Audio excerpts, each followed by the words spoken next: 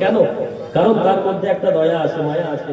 সে জানে মা কাকে বলে, সে জানে যে হয়তো আমার বাচ্চার উপরে অ্যাটাক না করে, আমার বাচ্চাকে ধরে না নিয়ে যায়। এই যে মেন্টালিটি, মুরগিকেও আল্লাহ হেদায়েত দিয়েছেন। আল্লাহ বলছেন ওয়া খালাকা কুল্লা শাইইন সুম্মা হাদা। আমি প্রত্যেকটা জিনিসকে আমি আল্লাহ সৃষ্টি করলাম, তারপরে হেদায়েত দিলাম। মানে প্রত্যেকটা জিনিসকে আল্লাহ হেদায়েত দিয়েছেন তার আকল অনুযায়ী, তার জ্ঞান অনুযায়ী। আপনি একটা গরু সামনে লাঠি উঠাবেন, গরুটাও কিন্তু মুখটাকে এদিকে করবে। কেন? সে জানে হয়তো মারতে পারে, তারও জ্ঞান আছে। একটা মুরগির সামনে আপনি কিছু একটা ঢিলা উঠাবেন, মুরগিটা সেখান থেকে পালাবে। কেন? তাকে আল্লাহ ওই হিসাবে জ্ঞান দিয়েছে যে হয়তো আমাকে মারতে পারে। প্রত্যেকটা জিনিসকে আল্লাহ জ্ঞান দিয়েছে। কুকুরের সামনে আপনি লাঠি উঠাবেন, কুকুর পালাবে, ওকেও আল্লাহ জ্ঞান দিয়েছে। বলেন দেখি আল্লাহ পাকের কত মাখলুক আছে। আজকের সায়েন্স যেটা প্রমাণ করছে যে পৃথিবীর জমিনে যে মাছ যে মাছ আমরা খাই, মাছ, এই মাছের সংখ্যা এত বেশি আছে এই দুনিয়াতে যে পৃথিবীর সমস্ত মানুষ যদি শাক সবজি গরু মাংস খাওয়া বন্ধ করে দেয়, শুধু যদি সমুদ্রের আর যদি তালাবের মাছগুলো খেতে লাগে, অন্তত 3000 বছর পর্যন্ত মানুষ মাছ খেয়েই বেঁচে থাকবে। এটা হচ্ছে আল্লাহর রহমত, আল্লাহর ক্রিয়েট, আল্লাহর সৃষ্টি কত বড় আপনি জানেনই না। আপনার কি মনে হয় আল্লাহ ছোট মোটো একজন মানুষ, বয়স্ক বৃদ্ধ? না না, আল্লাহকে চেনা খুব কঠিন জিনিস। যেই দুনিয়াতে আমি আর আপনি বাস করছি, যেই পৃথিবীটাতে আমি আর আপনি বাস করছি, এই পৃথিবীটা যাকে আলোকিত করছে সূর্য মামা, এই সূর্যটা হচ্ছে আমাদের পৃথিবী থেকে অন্তত 13 লক্ষ গুণ বড়। কত লক্ষ গুণ? 13 লক্ষ। আচ্ছা, তার মানে কি সূর্যটাই সব থেকে বড় হয়ে গেল? না না, সূর্যটা সব থেকে বড় না। সূর্যের পরে আরো আছে বড় বড় নক্ষত্র, বড় বড় আছে আপনার স্টার, তারকা রাশি, যার ব্যাপারে আল্লাহ পবিত্র কোরআনে বলেছেন সূর্যের থেকে এত বড় বড় ভেনাস, জুপিটার, কত বড় বড় নক্ষত্র আছে যেগুলো সূর্যের থেকে প্রায় 13 কোটি গুণ বড়। এটাই কি সব থেকে বড়? না না না, সূর্যের মতো আর ভেনাসের মতো জুপিটারের মতো কোটি কোটি কোটি কোটি মিলিয়ন ট্রিলিয়ন আপনার নক্ষত্র দিয়ে একটা গ্যালাক্সি তৈরি হয়। কি তৈরি হয়? গ্যালাক্সি। আর ওই গ্যালাক্সি কি ভাবছেন যে ওই গ্যালাক্সিটাই সব থেকে বড়? না না, ওই গ্যালাক্সির মতো কোটি কোটি মিলিয়ন ট্রিলিয়ন আল্লাহর গ্যালাক্সি আছে। তার মানে কি ওটাই গ্যালাক্সি? মিলিয়ন ট্রিলিয়ন গ্যালাক্সি দিয়ে আবার তৈরি হয় একটা মিল্কি ওয়ে।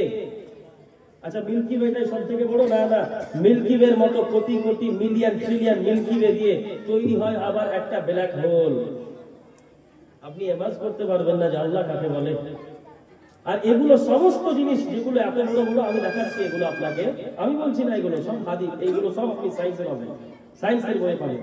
এই সমস্ত জিনিসগুলো হচ্ছে প্রথম আকাশের নিচে। আর প্রথম আকাশটা দ্বিতীয় আকাশের তুলনায় ততটুকুন যতটুকুন একটা বিশাল বড় ময়দানে একটা ছোট আংটি ফেলে দিলে যেমন হয়। তার মানে আমাদের প্রথম আকাশটা দ্বিতীয় আকাশের তুলনায় একটা আংটির মতো। এবার দ্বিতীয় আকাশ, তৃতীয় আকাশ কেমন হবে, চতুর্থ আকাশ কেমন হবে, পঞ্চম সপ্তম অষ্টম কেমন হবে আল্লাহই ভালো জানে। আর সে আজিম কেমন হবে, সিদরাতুল মুনতাহা কেমন হবে, আল্লাহ ছাড়া কেউ জানে না। ওয়া উতিতুম মিনাল ইলমি ইল্লা কালিল, আদম সন্তানকে অল্প স্বল্প জ্ঞান দেওয়া হয়েছে। যাই হোক, আমি আপনাকে জাস্ট বোঝাতে চাইছি 1% রহমত, ভালোবাসা আল্লাহর সমস্ত মাখলুকাতের মধ্যে আল্লাহ বেঁধে দিয়েছেন। সেই ভালোবাসার এত পাওয়ার যে একজন ছেলে একটা মেয়েকে ভালোবাসা করে, প্রেম করে, লাভ করে তার জন্য জান দিয়ে দিচ্ছে না, সুসাইড করে নিচ্ছে। অল্পটুকুন ভালোবাসার 1% ভালোবাসার ছিটে ফোঁটা পেয়েছে। শুধু 1% ভালোবাসাকে আল্লাহ সমস্ত মাখলুকাতের মধ্যে বেঁধে দিয়েছেন, 1% কে। আর ওই 1 বিন্দু পরিমাণ আপনার ভাগ্যে এসেছে আপনার জন্য, 1 বিন্দু পরিমাণ আপনার ভাগ্যে এসেছে। ওই বিন্দু পরিমাণ ভালোবাসার এতটুকু ক্ষমতা যে আপনি কারোর জন্য জান দিয়ে দিচ্ছেন বা কারোর জন্য জান নিয়ে নিচ্ছেন। যেই আল্লাহর কাছে 99% রহমত ও ভালোবাসা আছে, সেই আল্লাহর রহমত কত অপরিসীম, কত বেশি হতে পারে আপনি জাস্ট এমাজ করেন। ওই জন্য রব্বুল আলামিন হাদিসের কুদসির মধ্যে বলেছেন রাহমাতি গালাবাত আলা গাযাবি, আমি আল্লাহ আমার রহমত আমার গজবের থেকে অনেক বেশি। সুবহানাল্লাহ। আমরা আল্লাহ পাকের রহমত দিয়ে জান্নাতে যাব, ইনশাআল্লাহ যাব, তাই না? তো ওই জন্য আল্লাহ পাক বললেন, কি বললেন? কুলিয়া ইবাদিয়াল্লাযীনা আসরাফু আলা আনফুসিহিম লা তাকনাতু মির রাহমাতিল্লাহ ইন্নাল্লাহা ইয়াগফিরুয যুনুবা জামিআ ইন্নাহু হুয়াল গফুরুর রহিম। রব্বুল আলামিন ওই জন্য বললেন, নবী আপনি দুনিয়ার জমিনের সমস্ত মানুষকে বলে দিন, আদমের সন্তানকে বলে দিন, তোমার উম্মতীদেরকে তুমি বলে দাও, যখন তোমরা কোনো মানুষ, তোমাদের মধ্যে কোনো মানুষ যদি নিজের গুনাহের কারণে নিরাশ হয়ে তারা বসে থাকে, আল্লাহ পাকের রহমত থেকে যেন তারা কখনো নিরাশ হয়ে না যায়। আল্লাহ পাক যদি চায়, আল্লাহ রাব্বুল আলামিন যদি চায়, আদম সন্তানের জীবনের সমস্ত গুনাহ খাতা এক মুহূর্তের মধ্যে ক্ষমা করে দিতে পারে। এবার কখনো এটা মনে করিয়েন না যে তার মানে বড় বড় গুনাহ করবো আর আল্লাহ ক্ষমা করে দিবে না, ওই ব্যাপারে আমি যাচ্ছি পরে। আল্লাহর রহমত। আচ্ছা বলেন তো, আল্লাহর রহমত যে আমরা পাবো তার জন্য আমাদেরকে কি করতে হবে? আমাদের ক্ষমা হবে, কি করতে হবে? আরে প্রথম যেটা বলেছিলাম কি করতে হবে? তওবা করতে হবে। কি করতে হবে? আত-তাইবুন। তাওবা ইয়াতুবু মানে হচ্ছে ফিরে আসা, মানে আপনি গুনাহ করেছেন, গুনার দিকে ছিলেন এতদিন, তাওবা ইয়াতুবু, আপনি তওবা করলেন, আপনি পড়লেন আস্তাগফিরুল্লাহ। সবাই পড়েন अस्तगफिरुल्लाह। क्या बात है भाई, आप लोगों की जिंदगी में कोई गुनाह नहीं है क्या? आप लोग गुनाह नहीं किए हैं? अच्छा, कार जीवन में गुनाह नहीं, हाथ उठाते देखी को, कार जीवन में गुनाह नहीं। देखছেন, गुनाह जब बोल रहे हैं तो कोई हाथ नहीं उठा रहा है, लेकिन तौबा करने के सिलसिले में सब चुपचाप बैठा हुआ है। अच्छा, गुनाह করেছেন কারা কারা? হাত উঠান দেখি। বুঝতে পারেনি মনে হয়। गुनाह করেছেন কারা কারা? क्या बात है, यहाँ के लोग मेरी भाषा नहीं समझ पा रहे क्या? अच्छा, আপনারা আমার ভাষা বুঝতে পারছেন তো? সমস্যা হচ্ছে না তো?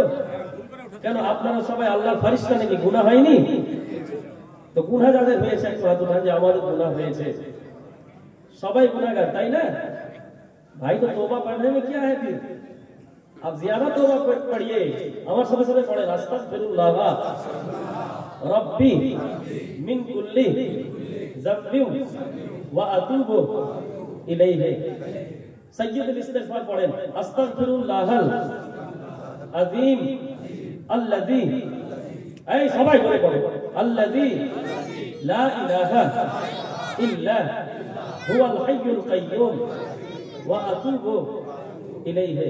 আর সাধারণ যেটা আমরা তওবা পড়ি লা হাওলা ওয়ালা কুওয়াতা ইল্লা বিল্লাহ, এটাও সর্বশ্রেষ্ঠ।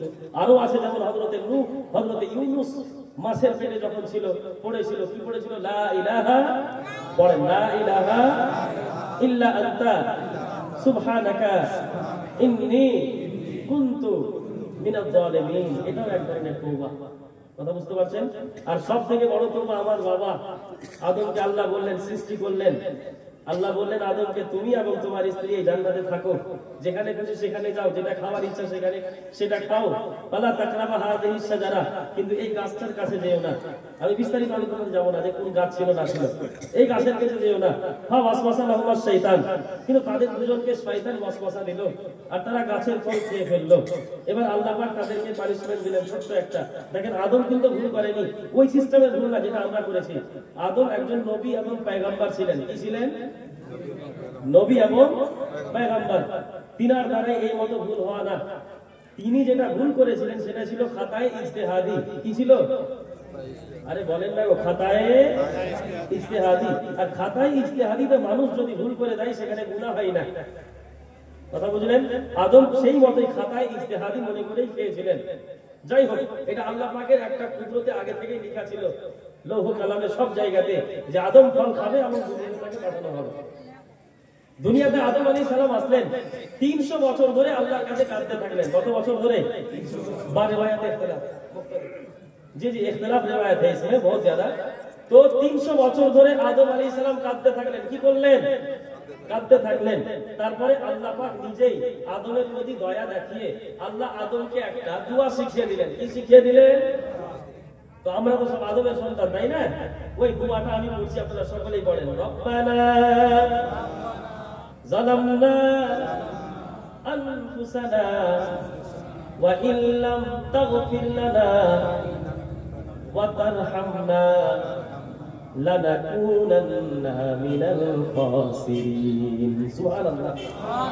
আদম কত সুন্দর দোয়া করলেন 300 বছর ধরে কান্না করার পরে, রব্বানা যালামনা আনফুসানা, রব্বুল আলামিন আমি নিজের আত্মার প্রতি জুলুম করেছি, আমি ছোট্ট একটা খাতায় ইজতিহাদি করে ফেলেছি।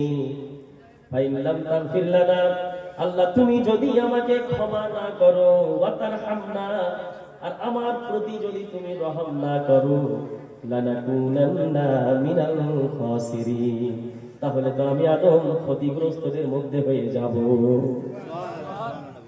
যেমনই আদম আলাইহিস সালাম এই দোয়াটা পড়লেন, ফাতাবাল্লাহু তাওবাতা আদম, আল্লাহ পাক হযরত আদম আলাইহিস সালামের তওবা কবুল করলেন। সুবহানাল্লাহ। তো আমরা বেশি বেশি এই দোয়া পড়ব, মনে থাকবে, রব্বানা যালামনা, ইমাম সাহেবরা তো সব সময় বেশিরভাগ এগুলোই দোয়া পড়ে, রব্বানা যালামনা আনফুসানা ওয়া ইল্লাম তাগফির লানা ওয়া তারহামনা লানাকুনান্না মিনাল খাসিরিন। সম্মানিত সুধী আমার, তাওবা ইয়াতুবু মানে ফিরে আসা, আমাদেরকে তওবা করতে হবে, তাই না? আর তওবা কি কি দিয়ে করবেন আমি আপনাদেরকে 3-4টা বুঝালাম। এরপরে অনেক আছে তওবার বাক্য, সাইয়্যিদুল ইস্তিগফার, আপনি বাগদাদি কায়দা পড়লেও পেয়ে যাবেন। আমি আপনাকে জাস্ট খালি 4-5টা দোয়া বললাম। সম্মানিত সুধী, এবার দেখেন, এটা তো ছিল তওবা, ইস্তিগফার। এবার আপনি যে বেশি বেশি করে তওবা পড়বেন, বেশি বেশি করে ইস্তিগফার করবেন, বেশি বেশি করে তওবা পড়ে ইস্তিগফার করলে আমাদের লাভ কি হবে জানার ইচ্ছা হয় কি হয় না বলেন? জানবেন?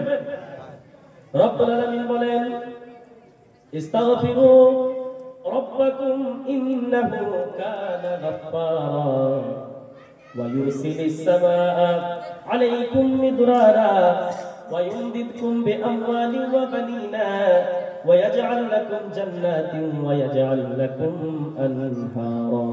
সুবহানাল্লাহ। আল্লাহ পাক পবিত্র কোরআনে বলেন, আদম সন্তান, ইস্তাগফিরু রাব্বাকুম, তোমরা দুনিয়ার জমিনে বেশি বেশি করে তোমার রবের কাছে তোমরা ইস্তিগফার করো। কি করো? বেশি বেশি করে,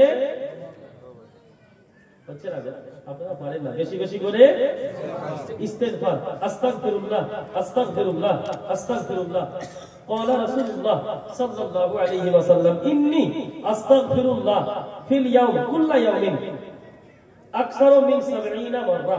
আল্লাহর রাসূল বলেন, আমি নবী দিনে অন্তত 70 বার, তার থেকেও বেশি আমি ইস্তিগফার করি। সুবহানাল্লাহ। নারে তাকবীর, মা যালিকা, আল্লাহু রিসালাত, ইয়া রিসালাত, ইয়া রাসূলুল্লাহ কে আলা হযরত, জিন্দাবাদ কে আলা হযরত, জিন্দাবাদ নে দস্তারবন্দি, জিন্দাবাদ নে দস্তারবন্দি, জিন্দাবাদ মতে দো আলম কনফারেন্স, জিন্দাবাদ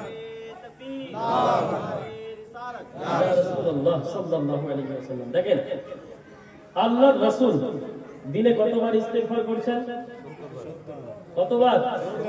70 বার, তাই না? মা